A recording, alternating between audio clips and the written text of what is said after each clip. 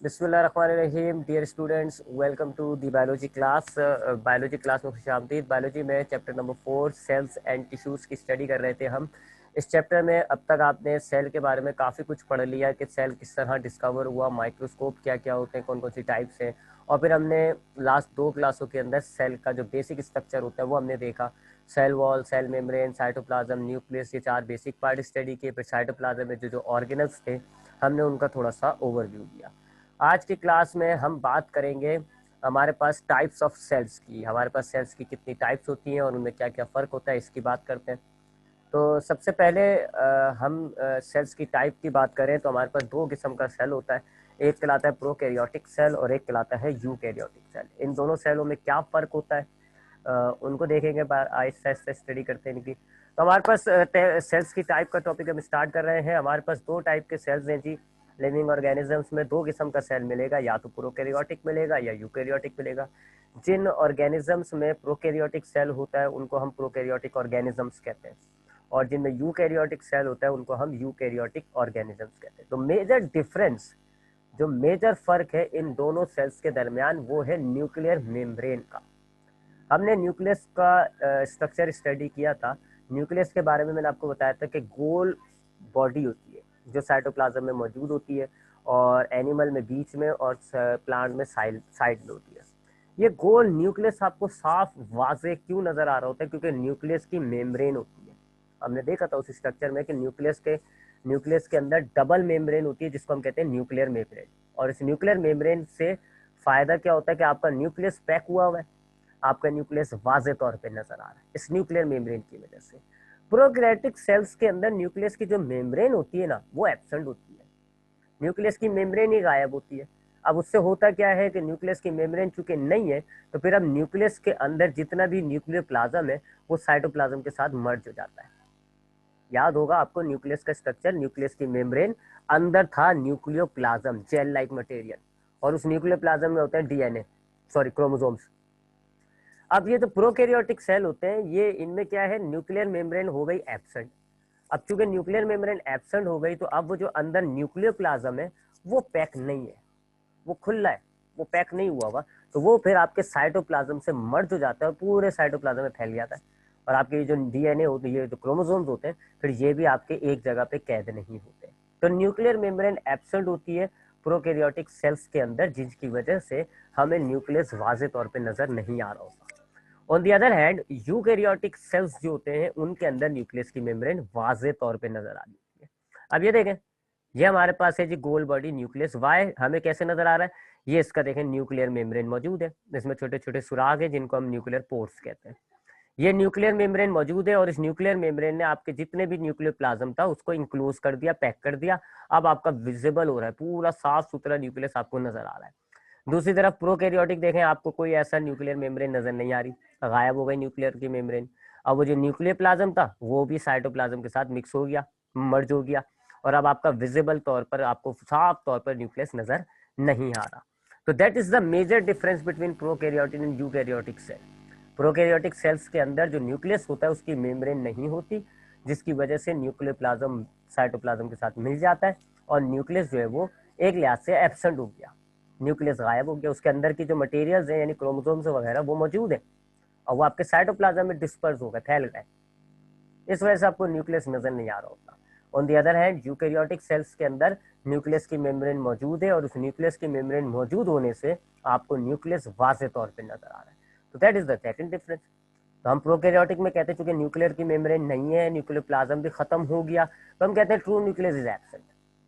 सही पक्का असल न्यूक्लियस नहीं है, एब्सेंट है, क्योंकि ना न्यूक्लियर मेम्ब्रेन है ना न्यूक्लियर प्लाज्म है, तो खत्म हो गया वो न्यूक्लियस। बस आपका जो क्रोमोसोम है वो साइटोप्लाज्म में आ गए, फैल गए। जबकि यूकैरियोटिक में आपको ट्रू वेल डिफाइंड न्यूक्लियस नजर आ रहा है, न्यूक्लियर मेम्ब्रेन है जिसकी वजह से आपका पूरा न्यूक्लियस पैक होकर गोल बॉडी की शक्ल इख्तियार कर लिया, और आपको वाज़ेह तौर पे न्यूक्लियस नजर आ रहा है। देख लें, आपको डायग्राम में भी नजर आ रहा होगा। इस डायग्राम में आप बता सकते हैं ये रहा nucleus, true nucleus is present because of the membrane. और इसमें आपको ट्रू न्यूक्लियस नजर ही नहीं आ रहा, क्योंकि ना मेम्ब्रेन ना वो फिर न्यूक्लियस मौजूद। तो प्रोकैरियोटिक सेल में न्यूक्लियर की मेम्ब्रेन नहीं होती, जिसकी वजह से फिर ट्रू न्यूक्लियस जो होता है वो एब्सेंट हो जाता है। जबकि यूकैरियोटिक सेल्स में न्यूक्लियर की मेम्ब्रेन मौजूद होती है और फिर हमें वाज़ेह तौर पे एक न्यूक्लियस नजर आ रहा होता है। ये तो है इन दोनों सेल्स के अंदर मेजर डिफरेंस। बाकी और जरा दूसरे डिफरेंसेस की बात करें तो ना सिर्फ न्यूक्लियस की मेम्ब्रेन, ना सिर्फ, एक मिनट रुकिए, तो ये तो मेजर डिफरेंस हो गया न्यूक्लियस का। प्रोकैरियोटिक में न्यूक्लियर मेम्ब्रेन नहीं है जिसकी वजह से ट्रू न्यूक्लियस एब्सेंट है, जबकि यूकैरियोटिक में न्यूक्लियस की मेम्ब्रेन मौजूद है जिसकी वजह से ट्रू न्यूक्लियस वाज़ेह तौर पे आपको नजर आ रहा है। दूसरा फर्क है मेम्ब्रेन बाउंडेड ऑर्गेनल्स का। हमने बहुत सारे ऑर्गेनल्स पढ़े जिनमें से माइटोकॉन्ड्रिया में मेम्ब्रेन थी, क्लोरोप्लास्ट में मेम्ब्रेन यानी प्लास्टिड में मेम्ब्रेन थी, एंडोप्लाज्मिक रेटिकुलम में मेम्ब्रेन थी, लाइसोसोम्स में मेम्ब्रेन थी, गोल्जी बॉडीज में मेम्ब्रेन थी। ये जितने भी मेम्ब्रेन वाले ऑर्गेनल्स होते हैं ना, इनकी भी मेम्ब्रेन नहीं होती प्रोकैरियोटिक सेल में। यानी प्रोकैरियोटिक सेल के अंदर खाली न्यूक्लियस नहीं, बल्कि जितने भी मेम्ब्रेन वाले ऑर्गेनल्स थे उनकी भी मेम्ब्रेन नहीं होती है। और उनके साथ भी वही न्यूक्लियस वाला मामला हो जाता है कि उनके, अब जैसे माइटोकॉन्ड्रिया की मेम्ब्रेन नहीं है तो फिर माइटोकॉन्ड्रिया की मेम्ब्रेन गायब हो गई और माइटोकॉन्ड्रिया के अंदर जितना भी फ्लूइड था वो सब आपके साइटोप्लाज्म में डिस्पर्स हो गया। एंडोप्लाज्मिक रेटिकुलम की मेम्ब्रेन नहीं थी, एंडोप्लाज्मिक रेटिकुलम का भी वजूद खत्म हो गया। गोल्जी बॉडीज भी मेम्ब्रेन की वजह से आपको वाज़ेह तौर पे नजर आ रहा होता है। अगर गोल्जी बॉडीज की भी मेम्ब्रेन गायब हो जाए तो वो भी आपको नजर नहीं आता। लाइसोसोम्स के आपके मेम्ब्रेन गायब हो गई, लाइसोसोम्स के एंजाइम्स भी पूरे साइटोप्लाज्म में फैल गए। तो प्रोकैरियोटिक सेल्स को असल में मेम्ब्रेन से ही चिड़े है। ना सिर्फ उनके न्यूक्लियस की मेम्ब्रेन गायब हो जाती है, डिसॉल्व हो जाती है, खत्म हो जाती है, बल्कि उनके तमाम मेम्ब्रेन वाले ऑर्गेनल्स की भी मेम्ब्रेन खत्म हो जाती है। इनके पास खाली एक ही मेम्ब्रेन है, सेल मेम्ब्रेन, बस, ताकि और कोई मेम्ब्रेन नहीं है। जबकि यूकैरियोटिक सेल्स के अंदर ना सिर्फ न्यूक्लियस की मेम्ब्रेन वाज़ेह तौर पे होती है जिसकी वजह से आपको न्यूक्लियस विजिबल होता है, बल्कि जितने भी मेम्ब्रेन वाले ऑर्गेनल्स होते हैं उनकी भी मेम्ब्रेन मौजूद होती है और वो ऑर्गेनल्स भी आपको साफ सुथरे तरीके से नजर आ रहे होते हैं। जैसे कि आप देखें इस डायग्राम में, ये रहा माइटोकॉन्ड्रिया, वाज़ेह तौर पे आपको नजर आ रहा है। क्यों? मेम्ब्रेन ने माइटोकॉन्ड्रिया को अलहदा कर दिया, पूरे साइटोप्लाज्म से अलहदा कर दिया। इसी तरीके से ये आपके पास है गोल्जी बॉडीज, वाज़ेह तौर पे नजर आ रही है क्योंकि गोल्जी बॉडीज की मेम्ब्रेन ने गोल्जी बॉडीज को अलहदा करके दिखा दिया। ठीक है, तो सबसे बड़ा फर्क तो इनके अंदर न्यूक्लियस का मौजूद होना या ना होना। उसके बाद दूसरा डिफरेंस क्या है कि प्रोकैरियोटिक ऑर्गेनल्स, प्रोकैरियोटिक सेल्स के अंदर जितने भी मेम्ब्रेन वाले ऑर्गेनल्स होते हैं जैसे कि mitochondria, Golgi bodies, endoplasmic reticulum, ये भी नहीं होते। जबकि यूकैरियोटिक सेल्स के अंदर ना सिर्फ न्यूक्लियस मौजूद है बल्कि जितने भी मेम्ब्रेन वाले ऑर्गेनल्स हैं वो भी मौजूद होते हैं। तो इस डायग्राम में आप देखें ये बैक्टीरिया बनाया हुआ असल में, इसमें कोई भी आपको माइटोकॉन्ड्रिया, गोल्जी बॉडीज कुछ भी नजर नहीं आ रही, बस राइबोसोम्स होते हैं क्योंकि राइबोसोम्स में मेम्ब्रेन नहीं होती इसलिए राइबोसोम होता है, नजर आ रहा होता है वाज़ेह। और उसके बाद तीसरे फर्क की बात करें तो ये सिंपल और स्मॉल सेल्स होते हैं प्रोकैरियोटिक। सिंपल क्यों कहा जा रहा है इसको? क्योंकि जाहिर बात है सारे ऑर्गेनल्स तो गायब हो गए, ना न्यूक्लियस इसके अंदर, ना माइटोकॉन्ड्रिया, ना गोल्जी बॉडीज, ना एंडोप्लाज्मिक रेटिकुलम, ना प्लास्टिड, ना लाइसोसोम। तो ऑब्वियस बात है फिर तो सिंपल हो गया। जबकि यूकैरियोटिक आपको कॉम्प्लेक्स नजर आएगा, बहुत ही ज्यादा पेचीदा सेल नजर आएगा, इसमें बहुत सारी चीजें आपको लगेंगी भरी हुई हैं क्योंकि ऑर्गेनल्स की ये जो मेम्ब्रेन है इनकी वजह से हर ऑर्गेनल डिफरेंट नजर आ रहा है जिसकी वजह से आपको ये भरा हुआ लग रहा है। तो प्रोकैरियोटिक सेल्स सिंपल होते हैं, छोटे होते हैं।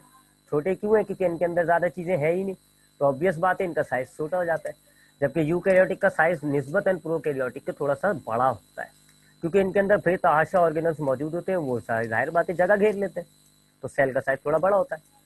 तो प्रोकैरियोटिक और ये जो प्रोकैरियोटिक सेल्स होता है क्योंकि इसके अंदर सारे ऑर्गेनल्स तकरीबन नहीं है, इस वजह से ये सिंपल नजर आ रहा होता है और छोटा होता है। जबकि यूकैरियोटिक सेल्स के अंदर तकरीबन सारे ऑर्गेनल्स मौजूद होते हैं अपनी असल हालत में, लिहाजा ये आपको कॉम्प्लेक्स नजर आएगा और थोड़ा बड़ा होता है साइज का। उसके बाद जिन इसके अंदर क्रोमोसोम्स के हवाले से बात करें तो फिर प्रोकैरियोटिक सेल चूंकि सिंपल होते हैं, लिहाजा इनके अंदर क्रोमोसोम्स जो होते हैं वो भी कोई डिप्लॉइड नंबर में नहीं होते, यानी डबल की फॉर्म में नहीं होते, खाली एक ही सिंगल क्रोमोसोम होता है, वो भी सर्कुलर फॉर्म में होता है। गोल सा क्रोमोसोम इनके अंदर मौजूद होता है जो कि फिर इस तरह जो है उलझ जाता है, नेटवर्क टाइप का बना होता है। ये एक, यकीन माने, ये एक सिंगल सर्कुलर क्रोमोसोम है जो कि वैसे घूम घूम के क्वाइल फॉर्म में आ गया। तो प्रोकैरियोटिक सेल के अंदर क्रोमोसोम्स का मामला भी बड़ा सिंपल है, खाली एक क्रोमोसोम होता है, सर्कुलर क्रोमोसोम होता है, और उस वो जरा ऐसे घूम जाता है, यानी कि उलझ जाता है। इस उलझी हुई फॉर्म को हम कहते हैं न्यूक्लियोइड। तो न्यूक्लियोइड फॉर्म में होता है इनका क्रोमोसोम। जबकि यूकैरियोटिक के अंदर डिप्लॉयड नंबर में क्रोमोसोम्स होते हैं। डिप्लॉयड का मतलब होता है डबल, जोड़ा, पेयर, पेयर की फॉर्म में होते हैं, 2, 4, 6, 12, 15, 12, 18, 42, 46, ऐसे डबल की फॉर्म में होते हैं। एक आता है माँ से, एक आता है बाप से, यूं डबल हो रहे होते हैं। ये भी फर्क हो गया, इनके अंदर क्रोमोसोम्स भी सिंपल और कॉम्प्लेक्स हो रहे हैं। प्रोकैरियोटिक में सिंगल क्रोमोसोम है, सर्कुलर क्रोमोसोम है, जबकि यूकैरियोटिक के अंदर डिप्लॉयड नंबर्स के अंदर होते हैं क्रोमोसोम, डबल की फॉर्म में होते हैं। उसके बाद मजीद डिफरेंस देखें अगर हम, तो प्रोकैरियोटिक सेल चूंकि सिंपल होता है, छोटा होता है, सिंगल सर्कुलर क्रोमोसोम होता है, क्रोमोसोम्स के अंदर मालूमात स्टोर हुई हुई होती है। जाहिर बात है एक क्रोमोसोम है तो ज्यादा मालूमात भी नहीं स्टोर हुई हुई होती इनके अंदर। तो फिर प्रोकैरियोटिक सेल जिस ऑर्गेनिज्म में भी होगा वो खाली यूनिसेलुलर होता है। यानी दुनिया में कोई भी ऐसा मल्टी सेलुलर ऑर्गेनिज्म हमें नहीं मिला, अब तक हमने नहीं डिस्कवर किया ऐसा मल्टी सेलुलर ऑर्गेनिज्म जिसके अंदर प्रोकैरियोटिक सेल हो। यानी प्रोकैरियोटिक सेल बस अकेला सरवाइव कर सकता है। तो प्रोकैरियोटिक सेल अक्सर जो है वो अकेला ही रह रहा होता है और एक यूनिसेलुलर ऑर्गेनिज्म की फॉर्म अख्तियार कर लेता है। जबकि यूकैरियोटिक सेल्स आपको यूनिसेलुलर में भी मिलते हैं और मल्टी सेलुलर में भी। बहुत सारे ऐसे यूनिसेलुलर ऑर्गेनिज्म थे जिनका सेल यूकैरियोटिक होता है। एमीबा हो गया, यूग्लेना हो गया, पैरामेशियम हो गया, ये यूनिसेलुलर ऑर्गेनिजम्स है और इनका जो सेल है, एक वाहिद सेल जो इनके बॉडी में है वो यूकैरियोटिक है। बल्कि इसके अलावा जितने भी मल्टी सेलुलर है सबों में यूकैरियोटिक होता है। तो चूंकि प्रोकैरियोटिक एक सिंपल सेल है, लिहाजा ये जिस ऑर्गेनिज्म है वो भी सिंपल हो गया और वो खाली यूनिसेलुलर होगा। जबकि यूकैरियोटिक आपको यूनिसेलुलर प्लस मल्टी सेलुलर सब में मिलते हैं। दूसरी अहम बात कि जितने भी मल्टी सेलुलर है सबों में यूकैरियोटिक सेल है, प्रोकैरियोटिक किसी भी मल्टी सेलुलर में नहीं है। उसके बाद ये एग्जाम्पल्स हैं इसकी। प्रोकैरियोटिक सेल के, प्रोकैरियोटिक ऑर्गेनिज्म की अगर हम एग्जाम्पल है, ऑर्गेनिज्म बोले सेल बोले बात तो एक ही है क्योंकि एक ही सेल होता है जी ऑर्गेनिजम्स के अंदर भी इनके। तो बैक्टीरिया और cyanobacteria are the example of prokaryotic cell. Bacteria का जो वाहिद सेल होता है या सियानोबैक्टीरिया का जो वाहिद सेल होता है वो प्रोकैरियोटिक होता है। जबकि यूकैरियोटिक की बात करें तो हम प्लांट्स, फंजाई, एल्गी और एनिमल्स और एमीबा, यूग्लेना, इन सबों में यूकैरियोटिक सेल्स होता है। तो ये हमारे पास हो गई दो टाइप सेल्स की, एक कहलाती है प्रोकैरियोटिक सेल्स और एक कहलाती है यूकैरियोटिक सेल्स।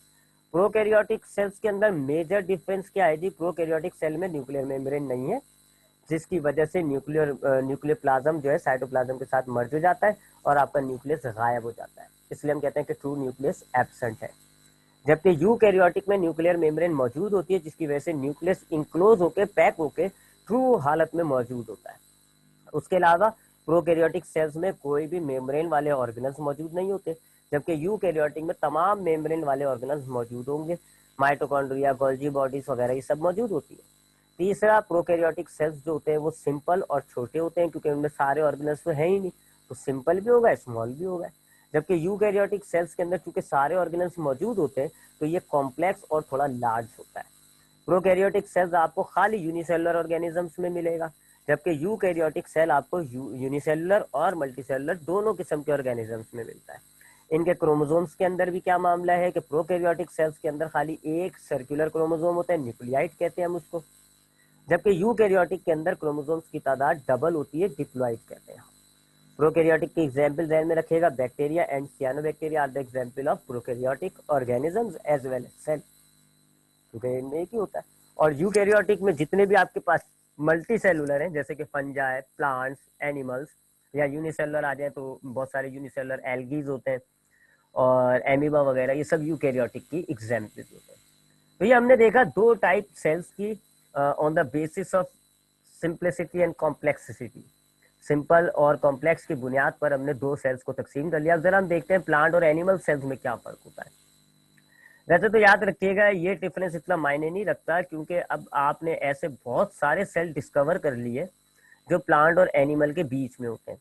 जैसे कि फंगस का सेल जो होता है उसमें प्लांट सेल वाले भी करेक्टर्स होते हैं और एनिमल सेल वाले भी करेक्टर होते हैं। प्लांट सेल वाला कौन सा करेक्टर होता है कि उसके अंदर सेल वॉल मौजूद होता है और सेंट्रोइल नहीं होता।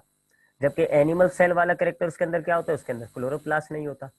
ठीक है, तो पहले जब ये फंगस वगैरह डिस्कवर नहीं हुए थे तो हम कहते थे कि दो सेल्स की टाइप होती है, और एक तो प्रोकैरियोटिक, यूकैरियोटिक।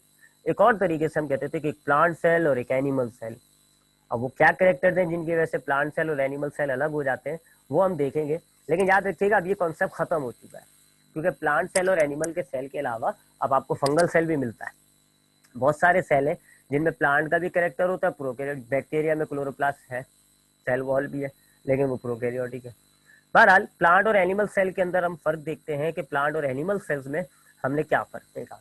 हमने साइटोप्लाज्म पढ़ा, हमने उसके अंदर ऑर्गेनल्स पढ़े, हमने सेल का बेसिक स्ट्रक्चर पढ़ा। जगह जगह हमने देखा कि कुछ चीजों के अंदर हमने कहा कि जी ये एनिमल सेल में प्रेजेंट होती है, प्लांट सेल में एब्सेंट होती है, या प्लांट सेल में प्रेजेंट होती है, एनिमल सेल में प्रेजेंट होती है। तो इसका मतलब है कि कुछ हमारे पास चीजें हैं, कुछ ऑर्गेनल्स हैं जो प्लांट में है, प्लांट सेल में, एनिमल में नहीं है। इसी तरह कुछ ऐसी चीजें हैं जो एनिमल में है और प्लांट में नहीं, वही डिफरेंस हो जाएंगे इनके। तो ऐसी क्या क्या चीजें थी? सबसे पहली चीज आई थी हमारे पास सेल वॉल। हमने पढ़ा था सेल वॉल के अंदर कि cell wall is only present in plant, algae and fungus, but not present in animal. तो the first major difference between animal and plant cell is the presence of cell wall. Plant cell में cell wall मौजूद होती है, जबकि animal के cell में cell wall नहीं मौजूद होती। प्लांट में मौजूद है तो कहां पर मौजूद है? बिल्कुल आउटर मोस्ट स्ट्रक्चर होता है, सेल मेम्ब्रेन से बाहर। पहले सेल वॉल आता है, बाद में सेल मेम्ब्रेन आता है। जबकि एनिमल सेल के अंदर चूंकि सेल वॉल नहीं होती, तो एनिमल सेल स्टार्ट ही हो रहा होता है फ्रॉम द सेल मेम्ब्रेन। तो इस डायग्राम में देखें, ये सेल मेम्ब्रेन है जी। एनिमल सेल के अंदर येलो कलर की कोई वॉल नजर नहीं आ रहा। जबकि यहाँ हम देखें, ये आपके पास इस प्लांट के अंदर आपको देखें, ये जो अंदर डार्क ग्रीन लाइन नजर आ रही है ना, ये आपके पास मेम्ब्रेन है, और उससे बाहर देखें आपको एक स्ट्रक्चर नजर आ रहा है, इसको हम कहते हैं सेल वॉल। तो प्लांट सेल में सेल वॉल मौजूद होगा, which is the outer most structure. उसके बाद सेल मेम्ब्रेन होता है, जबकि एनिमल में कोई सेल वॉल नहीं होता, डायरेक्ट सेल मेम्ब्रेन होता है। उसके बाद दूसरा डिफरेंस जो है वो है प्लाज्मोडिस्मेटा का। प्लाज्मोडिस्मेटा के बारे में मैंने आपको बताया था कि सेल वॉल के अंदर छोटे छोटे से सुराग होते हैं, उन सुरागों को हम कहते हैं प्लाज्मोडिस्मेटा, और इन सुरागों की मदद से सेल के अंदर से एक चीज दूसरे सेल में ट्रांसफर होती है। अब चूंकि प्लांट सेल में सेल वॉल मौजूद होता है, लिहाजा ऑब्वियस बात है फिर उस सेल वॉल के जो सुराग होते हैं यानी प्लाज्मोडिस्मेटा वो भी मौजूद होते हैं। जबकि एनिमल सेल में ना तो सेल वॉल है और ना ही फिर उसके अंदर के प्लाज्मोडिस्मेटा मौजूद होंगे। तो ये देख लें एनिमल सेल, और इस एनिमल सेल में ये देखें आपको छोटे छोटे सुराग नजर आ रहे हैं वॉल पर, ये इसके प्लाज्मोडिस्मेटा हो गए। जबकि एनिमल के अंदर तो ना तो सेल वॉल है, ना ही उसके सुराग मौजूद होंगे, ऑब्वियस बात है फिर। तो पहला फर्क क्या हो गया? प्लांट और एनिमल के अंदर सेल वॉल का मौजूद होना। प्लांट में सेल वॉल है, एनिमल में सेल वॉल नहीं है। दूसरा डिफरेंस क्या हो गया? प्लांट के अंदर प्लाज्मोडिस्मेटा पाया जाता है, जबकि एनिमल सेल्स के अंदर प्लाज्मोडिस्मेटा नहीं है। उसके बाद तीसरा बड़ा फर्क जो है वो है प्लास्टिड्स का मौजूद होना। एनिमल सेल में प्लास्टिड्स मौजूद नहीं होते, जबकि प्लांट के अंदर प्लास्टिड्स मौजूद होते हैं। हमने पढ़ा प्लास्टिड्स क्या होते हैं? ऐसे डबल मेम्ब्रेन वाले ऑर्गेनल्स होते हैं जिनके अंदर पिगमेंट स्टोर हुआ होता है। अब अगर पिगमेंट ग्रीन कलर का होता है यानी क्लोरोफिल, तो फिर उस प्लास्टिड को हम कहते हैं क्लोरोप्लास्ट। अगर पिगमेंट ग्रीन के अलावा कोई से भी दूसरे कलर का स्टोर हुआ है, रेड, ऑरेंज, ब्लू, कुछ भी, तो फिर हम उस प्लास्टिड को कहते हैं क्रोमोप्लास्ट। ये फ्लावर्स में मौजूद होता है। और अगर हम देखते हैं कि प्लास्टिड के अंदर ट्रांसपेरेंट पिगमेंट स्टोर हुआ है, तो फिर उस प्लास्टिड को हम कहते हैं ल्यूकोप्लास्ट, और वो हमारे पास रूट्स में मौजूद होता है। बहरहाल प्लांट के अंदर चाहे सेल रूट्स के हो, चाहे फ्लावर के हो, चाहे लीफ के हो, प्लास्टिड जरूर होगा। रूट के होंगे तो कौन सा प्लास्टिड होगा? ल्यूकोप्लास्ट। फ्लावर्स के होंगे तो कौन सा प्लास्टिड होगा? क्रोमोप्लास्ट। लीफ के होंगे तो कौन सा प्लास्टिड होगा? Chloroplast. Plastid is present in animal plant cell. ये जो डायग्राम है, चूंकि पूरा सेल आपको ग्रीन कलर का नजर आ रहा है, इट मींस इट इज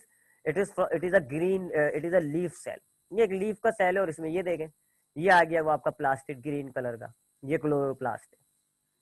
जबकि एनिमल्स के अंदर कोई सा भी प्लास्टिड मौजूद नहीं होता, ना क्लोरोप्लास्ट, ना क्रोमोप्लास्ट, ना न्यूकोप्लास्ट, कोई सा भी प्लास्टिड मौजूद नहीं होता।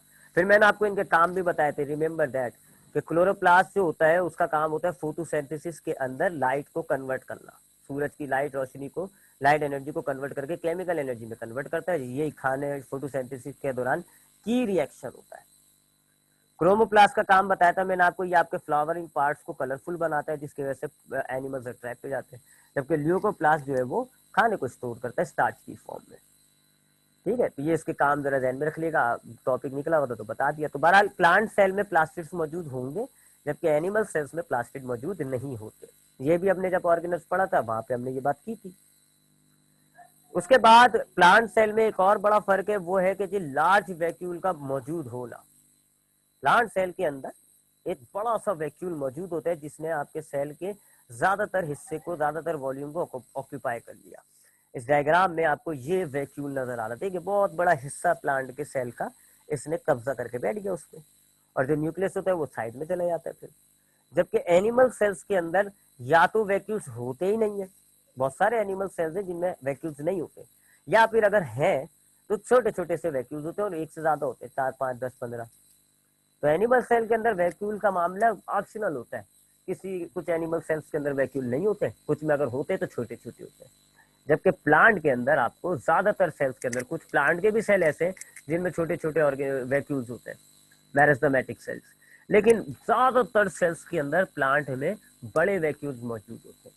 अब बड़े वैक्यूल्स क्यों मौजूद होते हैं? क्योंकि हमने वैक्यूल का काम पढ़ा था कि वैक्यूल जो है अपने अंदर सेल सेप स्टोर करता है। सेल सेप क्या होता है जी? वो वाटर प्लस उसके अंदर ग्लूकोज और दूसरे जो मॉलिक्यूल्स होते हैं वो मिक्स हुए होते हैं, उस सोल्यूशन को हम कहते हैं सेल सेप। तो प्लांट जो अपना फूड बनाता है ग्लूकोज, वो फिर वाटर में डिजोल्व हो जाता है, उसके साथ कुछ आइंस वगैरह डिजोल्व हो जाते हैं, वो सेल सेप तैयार हो जाता है। प्लांट के सेल में ये जो लार्ज वैक्यूल होते हैं ये सेल सेप स्टोर करते हैं। क्योंकि प्लांट कंटिन्यूसली अपना ये फोटोसिंथेसिस कर रहा होता है, अपना फूड प्रिपेयर कर रहा होता है, तो इसलिए इनको बड़े वैक्यूल की जरूरत हो रही होती है। इनके पास बड़े बड़े वैक्यूल्स होते हैं ताकि ज्यादा से ज्यादा खाना स्टोर हो जाए।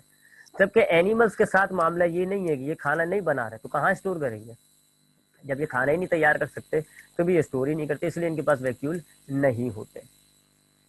उसके बाद अगला डिफरेंस है जी कि प्लांट सेल के अंदर न्यूक्लियस जो है वो ज्यादातर देखा गया है कि वो किनारे पर होता है, जबकि एनिमल के अंदर हमने देखा है कि ज्यादातर जो सेल न्यूक्लियस होता है वो सेंटर में मौजूद होता है। इसका रीजन है एसोसिएट हुआ है, इसका रीजन वैक्यूल की वजह से।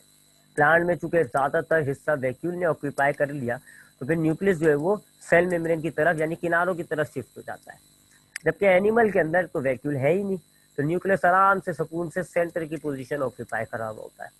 तो प्लांट के सेल में ज्यादातर आपको बड़ा वैक्यूल नजर आएगा और साइड में न्यूक्लियस नजर आएगा, जबकि एनिमल के अंदर आपको वैक्यूल्स नजर नहीं आएंगे, या होंगे तो छोटे छोटे, और न्यूक्लियस आपको सेंट्रल पोजीशन पर नजर आएगा। ये आप देख लें, न्यूक्लियस एनिमल का बिल्कुल सेंटर पर, जबकि किनारे पर है प्लांट का। फिर the another major difference is the presence and absence of the lysosome. Plant cell में लाइसोसोम्स नहीं होते, जबकि एनिमल सेल्स में लाइसोसोम्स प्रेजेंट होते हैं। लाइसोसोम भी एक ऑर्गेनल है, हमने पढ़ा है साइटोप्लाज्म के टॉपिक में कि लाइसोसोम्स गोल्जी बॉडीज बनाती हैं। ये बहुत छोटा सा स्फेरिकल टाइप का ऑर्गेनल होता है, इसकी मेम्ब्रेन होती है और इसके अंदर इंजाइम्स होते हैं, डाइजेस्टिव इंजाइम्स। और अभी हमने आज के ही टॉपिक में पढ़ा कि membrane bounded organelles prokaryotic cell में नहीं होते, तो चूंकि लाइसोसोम में मेम्ब्रेन होती है लिहाजा ये भी प्रोकैरियोटिक में एब्सेंट होता है, नजर नहीं आ रहा होता। तो लाइसोसोम्स जो होते हैं प्लांट सेल में मौजूद नहीं होते, जबकि एनिमल सेल में लाइसोसोम मौजूद होता है। क्योंकि लाइसोसोम का काम होता है, लाइसोसोम्स में एंजाइम्स होते हैं और जो फूड मटेरियल्स को डाइजेस्ट करते हैं। कॉम्प्लेक्स मॉलिक्यूल्स होंगे बड़े बड़े, लाइसोसोम्स उनको तोड़ के सिंपल मॉलिक्यूल्स में कन्वर्ट करता है। ये लाइसोसोम का काम होता है, डाइजेशन। तो एनिमल सेल के अंदर तो चूंकि बाहर से खाना आ रहा होता है, ये तो खुद तैयार नहीं कर सकते, बाहर से खाना आता है, तो बाहर से जो खाना आता है उसमें वैरायटी ऑफ कंपाउंड हो सकते हैं, कोई से भी मॉलिक्यूल्स हो सकते हैं, बड़ी बड़ी शुगर्स के मॉलिक्यूल्स हो सकते हैं, बड़ी बड़ी चेन्स हो सकती है, क्या नाम है, शुगर की, कार्बोहाइड्रेट्स की, प्रोटीन की बड़ी बड़ी चेन्स हो सकती है। लाइसोसोम फिर उन बड़ी बड़ी चेन्स को तोड़कर सिंपल ग्लूकोज में या अमाइनो एसिड में कन्वर्ट करता है, इसको आप कहते हो डाइजेशन। तो चूंकि एनिमल्स बाहर से खाना हासिल करता है तो इसके पास तो वैरायटी होती है, इसके पास बहुत सारे किस्म की शुगर, अमाइनो एसिड और बहुत सारे किस्म के मॉलिक्यूल्स आ रहे होते हैं। लाइसोसोम्स उन तमाम मॉलिक्यूल्स को तोड़कर सिंपल फॉर्म में ले आता है। अच्छा, अब प्लांट सेल तो अपना खाना खुद तैयार करता है और वो सिंपल शुगर ही तैयार करता है। फोटोसिंथेसिस के जरिए जब वो खाना तैयार करेगा तो वो जो सिंपल शुगर तैयार होती है वो ग्लूकोज है। तो इनको तो तोड़ने की जरूरत ही नहीं है, इनके पास जो खाना खुद तैयार कर रहे हो वो ऐसा तैयार हो रहा है जो है ही सिंपल, तो इसलिए इनके पास लाइसोसोम नहीं होते, उनका काम भी नहीं है।